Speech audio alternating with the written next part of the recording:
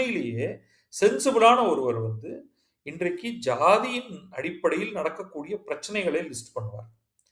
அதுல unfortunately list பண்ண ஆரம்பிச்சா அது எல்லாமே உதயநிதியுடைய காலத்துல நடந்ததாக இருக்கும். அது வேங்கை வயலாக இருக்கும். அது ஹானர் கில்லிங்காக இருக்கும். இப்போ உண்மையிலேயே இதையெல்லாம் லிஸ்ட் பண்ணி இன்னும் வேங்கை வயல் பிரச்சனையை யார் அதை செய்தார்கள் என்பதை தீர்மானிக்க முடியவில்லை. மக்களே வந்து மலத்தை தங்களுடைய தண்ணி தொட்டியில் ஏறி கலந்து கொண்டு தாங்களே அதை குடித்து தாங்களே வியாதி வந்தார்கள் அப்படிங்கிற ஒரு நிலைக்கு போயிருக்கு அப்படின்னு ஆரம்பிச்சு ஒரு பெரிய லிஸ்ட்டை கொடுக்கலாம்.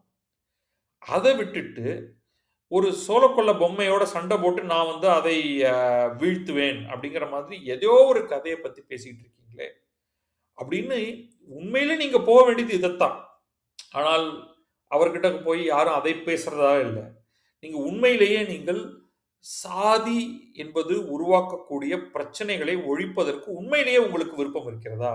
நீங்க வந்து சாதிக்கு எதிராக செய்த சிறப்பான பட்டியலை காண்பியுங்கள் அப்படின்னு அங்க போய் அவரை பிடிக்கணும்.